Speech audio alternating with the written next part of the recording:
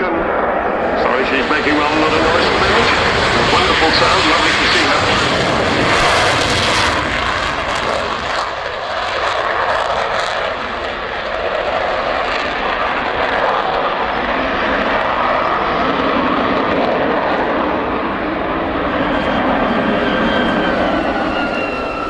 Lovingly restored and maintained by the team across in Norway. And they're going for a slightly shorter runway tail, which is rather nice for all you chaps in the middle of the showground here.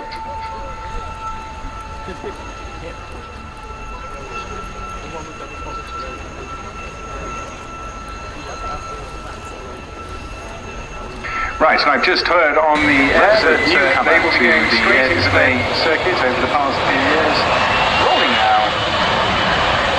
Anything the lead hers right on his way.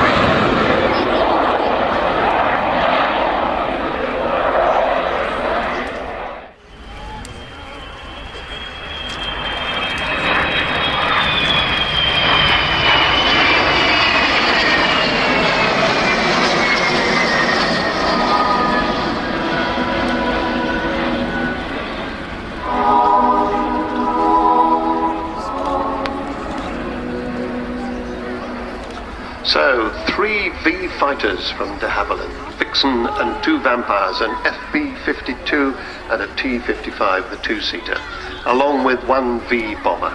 What an extraordinary sight. And of course the other thing, when you see her display later on, when she comes back at 1 o'clock, you will see the bomb doors open and you will see the bomb bay right in the middle of the aircraft, the heart of the bomber, and that was the weapons bay that carried 21 1,000-pound bombs, so 21,000 pounds of World War II style bombs all the way down to the Falkland Islands.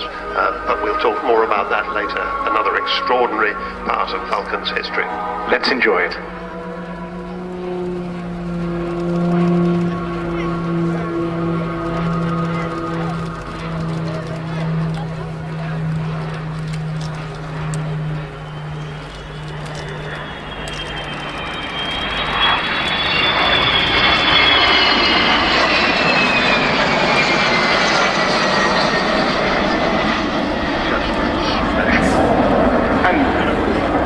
The quiet, stunning visual appearance. That is just smashing. The Sea Vixen's just running in from the B axis, should be pulling up to the vertical 4G to come round for her first pass.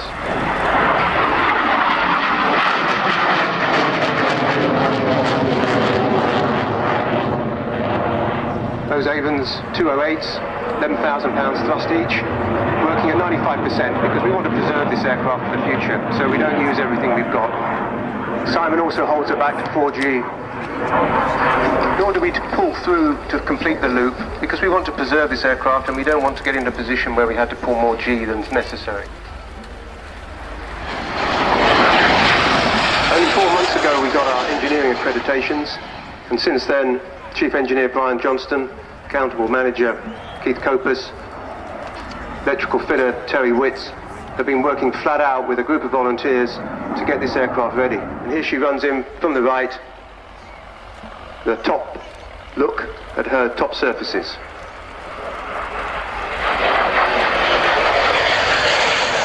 It is a privilege for Commander Simon Hargreaves to be leading that fantastic formation with the Vulcan and the Vampires. Cold War heroes, if ever there were one. Not only that, from the aircraft perspective, but we saw the Royal Navy, the Royal Air Force, and the Royal Norwegian Air Force aircraft and that heritage coming together for that brilliant fly past. Look at that, isn't she beautiful?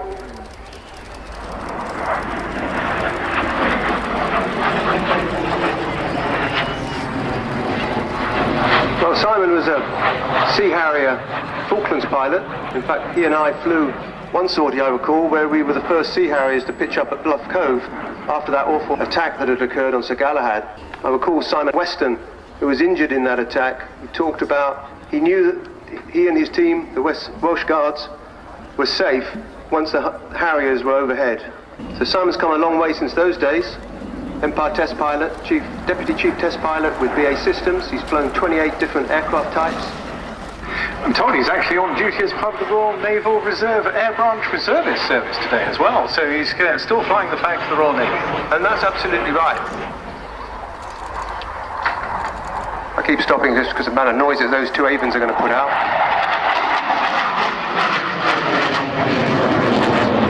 $2 million a year. We're going to be able to run this aeroplane at about 200,000 a year, 10%, so that makes my challenge a little bit less. The Flying Navy Heritage Charity is providing us huge support, and other sponsors as well. We'll talk about more of those another day when you're following us on Twitter, Facebook, and at our website, Flying Navy Heritage. You'd also be looking for the projector sight, and here it goes around for 360, 160 knots.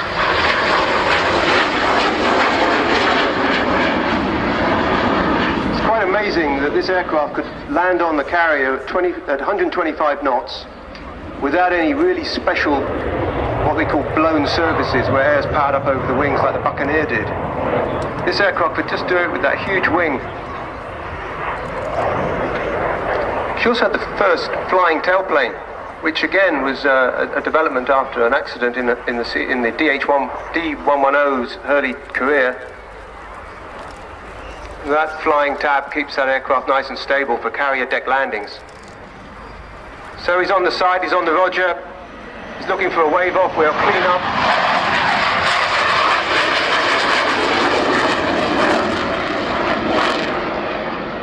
There we go, starts to climb up, he has to hold those engines back because this is a really fast aircraft. It can do 500 knots on one engine. In operation, it would climb to height, 40,000 feet, big radar with an observer in what was called the coal hole. The observers didn't really like it being down in the coal hole, but one advantage they had is they could always jab their compass from their dividers into the pilot's leg if they didn't like what he was doing. Well, the cloud's going to hold him down slightly. We'll see whether he goes through it or stays below. So running in from the left-hand side now for the Royal Norweigan Historical Squadron.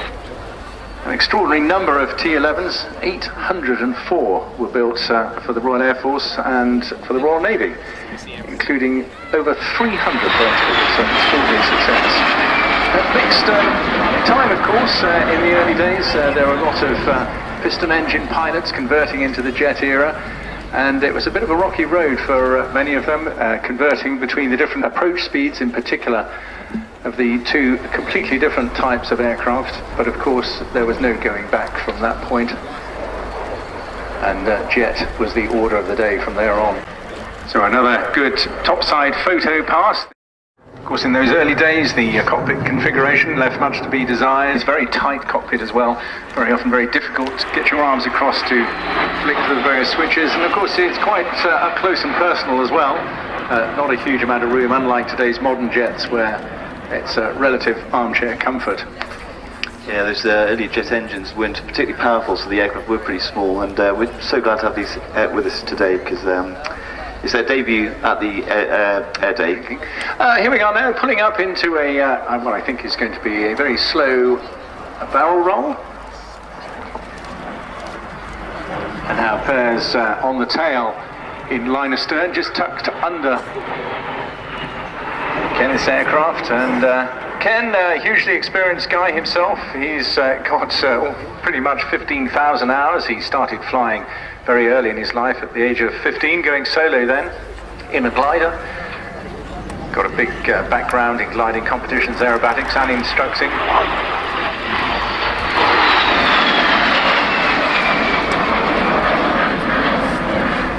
The FB-52, the fighter bomber variant, was the export version of the Mark 6. 101 of those were built, 36 of them going to Norway, and in use between 1949 and 1957. Commemorating Vampire J1196 for many years before then going on to a new owner. It's now in the Norwegian Air Force markings representing Vampire PXK, serving at its time in 336 Squadron in the 50s. So here she is, the Avro Vulcan, Roy Chadwick's last triumphant design, he designed in between the Anson and the Vulcan, was the Lancaster. Here she is from our right, Avro Vulcan XH558.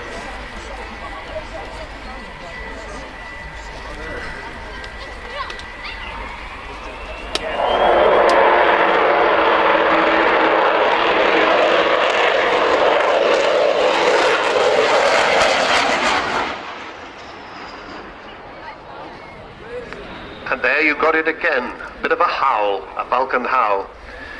So, the shape that was to become Vulcan was first drawn on a scruffy piece of paper in 1946 by Roy Chadwick, we were saying. Sad to say he died a year later in a crash, so he never saw his brilliant design fly. And she flew in 1952, only 11 years after the Lancaster, 1941. And yet if you compare the two of them, they might as well have come from different planets.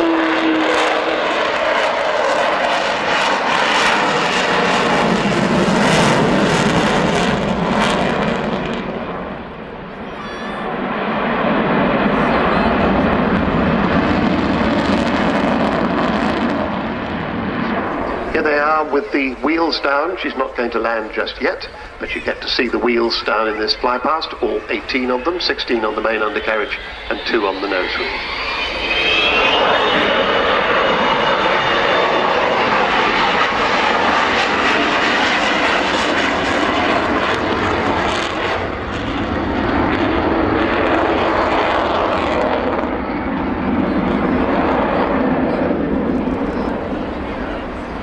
Now I think next time she comes she will be opening her bomb bay as she goes past us this time.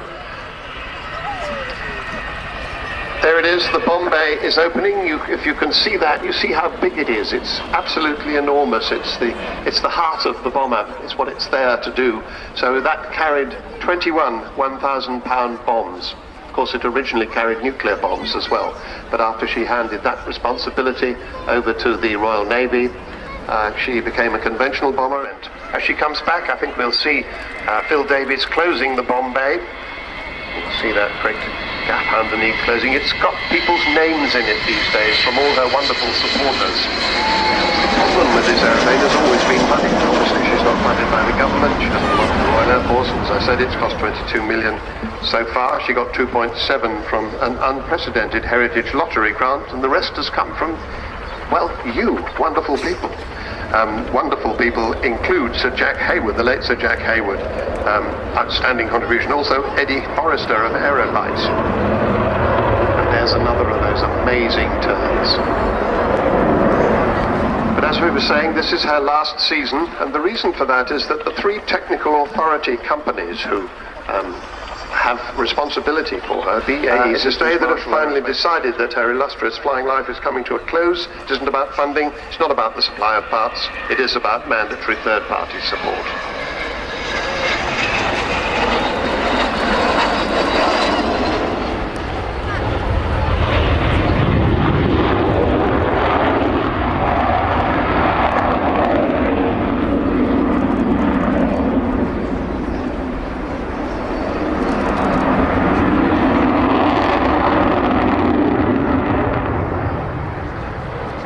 She's still being enjoyed by something like 3 million people every year, probably more this year.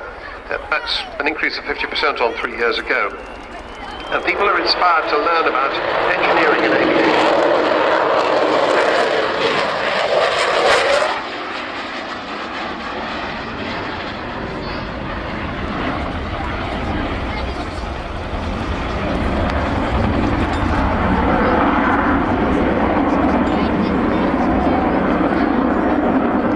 Learning about aviation and engineering is what's going to happen at Doncaster, at her home base. Used to be Area Finningley, it's now Robin Hood Airport, Doncaster, Sheffield. And when she finishes her flying career, she will become Project Etna in a brand new building.